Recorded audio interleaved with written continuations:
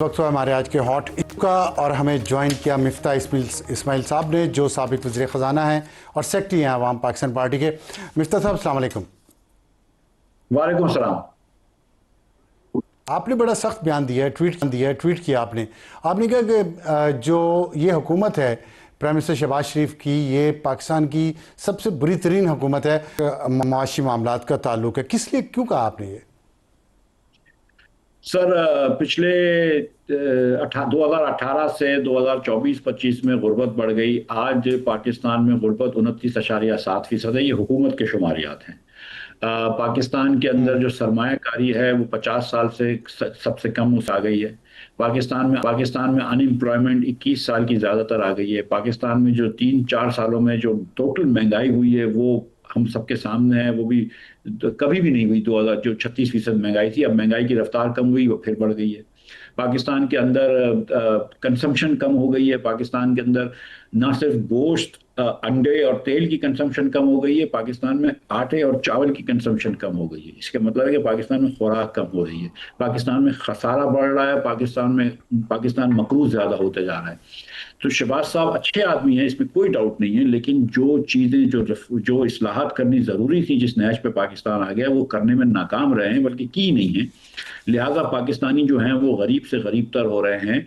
और ये आज की बात नहीं है। मैं ये कहता हूं कि 2008 से बल्कि 2000 से हम गलत सिमत में जा रहे हैं। हिंदुस्तान, बांग्लादेश हमसे आगे निकल गए हैं, और ना सिर्फ आगे निकल गए, चलिए, हिंदुस्तान मैं अब आपकी ये आपने इस ट्वीट में जिक्र भी किया कि वो हमसे आगे निकल गए हैं, और ये आज की बात नहीं है, 2008 से ऑनवर्ड्स है। उस दौरान आप भी उस सिस्टम का हिस्सा रहे हैं, आप वज़ीर ख़जाना रहे हैं, शहबाज शरीफ साहब के साथ रहे हैं, शाहिद खाकान अब्बासी के साथ रहे हैं, तो आपने वो डायरेक्शन क्यों दुरुस्त नहीं की उस वक्त?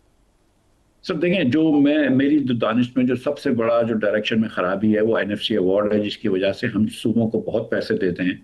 और ये सूबों को पैसे देने से ये नहीं होता कि वफाक को पैसे नहीं मिलते। वफाक के भी अखराजात जो हैं वो हर साल बढ़ते जा रहे हैं। आप देखें कि इन्फ्लेशन से ज्यादा तेजी से बढ़ रहे हैं वफाक के अखराजात भी और सूबों के अखराजात भी। सूबों के अंदर तो शाही खर्चियों के एक रिकॉर्ड है।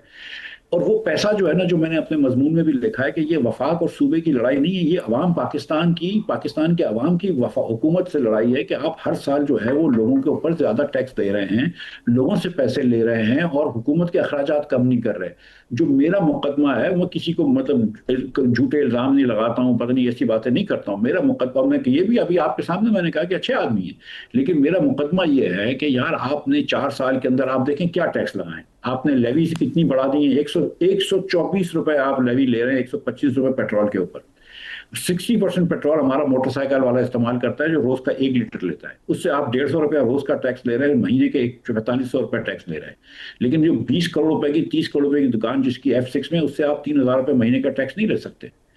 आप जो जिनकी अरबों रुपए की प्रॉपर्टी है लाहौर कराची में, उनसे आप टैक्स नहीं ले सकते। किसी की 1000 एकड़ की ज़रई अराजी हो, आप उससे टैक्स नहीं लेते। आपने नौकरी पेशा लोगों के ऊपर 40% टैक्स लगा रखा है। तो आपने टैक्स का बर्डन जो है वो शिफ्ट कर दिया मिडिल क्लास के ऊपर। हम किसी के ऊपर टैक्स भी नहीं लगाते, किसी को रोकते भी नहीं है ये बेईमानी करने से।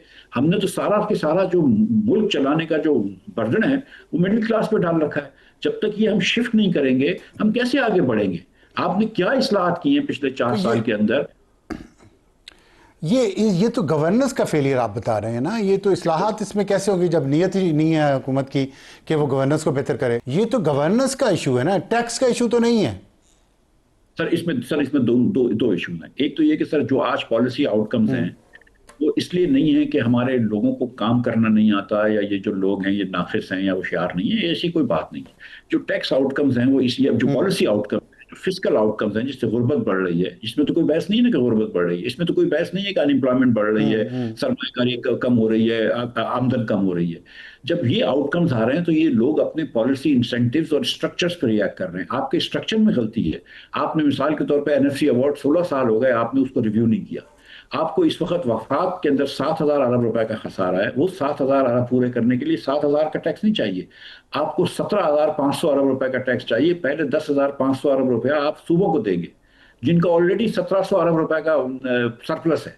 पहले आप उनको देंगे, उसके बाद आपको 7000 मिलेंगे। एकदम रिवर्स इंसेंटिव लगे हुए हैं, परवर्स इंसेंटिव लगे हुए हैं। उसके बाद ना आपके पास लोकल अच्छा, गवर्नमेंट्स हैं।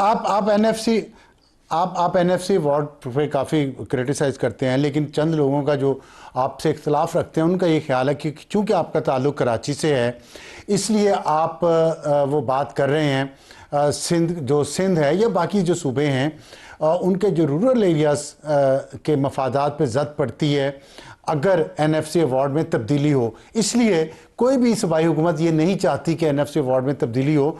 तो क्या ये अर्बन रूरल लड़ाई है पाकिस्तान में एनएफसी अवार्ड पे, या वाकई आपकी बात में कोई लॉजिक है?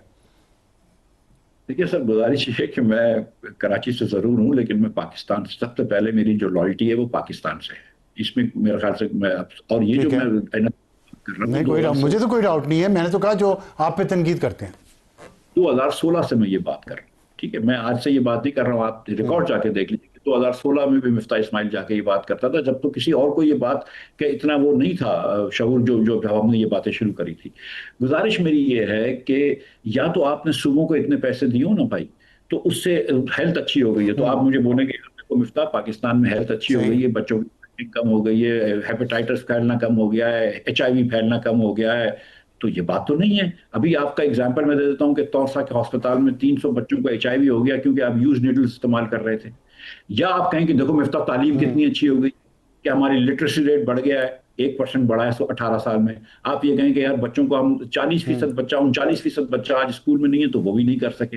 तो वो जो सूबे अच्छा काम नहीं कर रहे, उसके लिए हल ये नहीं है कि उनके पैसे कम कर दें, उसका हल ये कि आप लोकल गवर्नमेंट्स करें। पैसे कम करने के भी मैं नहीं कह रहा हूं, मैं जिस तरीके से पैसे दे रहा हूं कि हर नया आने वाला रुपए में से 60 पैसे सूबों को दे रहे हैं, वो गलत है। आप पहले 12,000 अरब में से सूबों को 60% पैसे, उसके बाद वाले पैसों से आप 80% जो है वफाक को रखिए। वफाक का 8,000 का डेफिसिट है। मुझे ये बताइए कि कौन से वालिदैन होंगे कि जो एक एक पैसे के लिए मकरूज हों और अपने बेटों को सारे पैसे दे दें?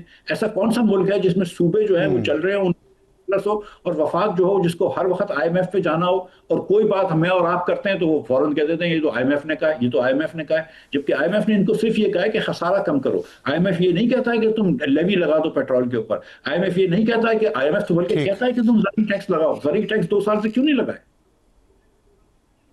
अच्छा, ये जो आपने NFC की बात की है, अभी जो हम सुन रहे हैं कि तब्दीली कुछ आ रही है जिसमें डेट सर्विसिंग और डिफेंस, आपने वफाक का केस लड़ रहे हैं, डेट सर्विसिंग और डिफेंस में सूबे हिस्सा डालेंगे, बेनज़ीर इनकम सपोर्ट प्रोग्राम सूबों के पास चला जाएगा, इन चीज़ों से कोई फ़र्क पड़ेगा आपके ख्याल में? पॉजिटिव असर आएगा? तक ये 60% वाला रूल खत्म नहीं होगा ना, आप एक मरतबा डेट सर्विसिंग शिफ्ट कर देंगे तो आसानी हो जाएगी, वो होगा नहीं कभी ऐसा। लेकिन ये जब तक आप ये 60% वाला रूल खत्म नहीं करेंगे ना सर, आप नहीं आगे बढ़ सकेंगे। आप देखें कि नवाज शरीफ साहब जब 97 में, तो मैं कह रहा हूं कि आप पैसे कम ना करें लेकिन परसेंटेज कम कर दें, कि आने वाले जो पैसे हैं जो मजीद अभी 15,000 अरब रुपया इस साल लेंगे, 2,000 अरब रुपया लेवी में लेंगे, 17,000 अरब लेंगे, मेरा जो हिसाब है उसमें तो पैसे इनके कम नहीं हो रहे, लेकिन उसके बाद आइंदा के लिए जो पैसे ले रहे हैं वो पहले वफाक को जाएं 80%। इसमें क्या है, मतलब ये कोई सूबों के खिलाफ बात नहीं, ये कोई देहातों के खिलाफ बात नहीं है, ये तो लॉजिक की बात है। हाँ, वैसे ये फेयर इनफ। अच्छा, ये आखिर में ये बता दें कि 200 यूनिट्स का जो रिलीफ बिजली के बिलों पे दिया गया है गरीब तबके को, इसको ख़त्म करने की बात हो रही है, आपके ख्याल में ये सही फैसला होगा या गलत? सर, ये IMF से बात हो चुकी है हुकूमत की कि हुकूमत इनको सब्सिडी नहीं देगी जो गरीब लोगों को सस्ता बिजली थोड़ी सी देते हैं, बल्कि टारगेटेड सब्सिडी देगी। टारगेटेड सब्सिडीज पे तो हमें कोई बहस नहीं है, लेकिन मैं ये समझता हूँ कि आप इस बात को देखें अफसार भाई कि पिछले अप्रैल में जितनी हमने बिजली बेची है उससे हमने 2018 के अप्रैल में ज़्यादा बिजली बेची थी। आपने इस साल के अंदर जितनी बिजली बेची है 10% कम बिजली बेची है। तो मसला ये है कि आपकी बिजली की दो पॉलिसियां, आपके पावर प्लांट ज्यादा लग गए, लेकिन उसके बाद आपकी पॉलिसी गलत है। आप 47 रुपए की बिजली नहीं बेच सकते जब लोग अपने घर में 18 रुपए की बिजली बना लेते हैं, और जो आपका सबसे अच्छा कस्टमर है middle class, upper middle class, वो तो अपनी बिजली बनाना शुरू कर दी है उन्होंने। तो आप इसकी 2 पार्ट टैरिफ करें, मैं उस पर भी एक मजमून लिख, 2 पार्ट टैरिफ करें। ये खुदारा ये बिजली का सिस्टम ही पूरा उल्टा कर दिया है आपने। ठीक, बहुत शुक्रिया।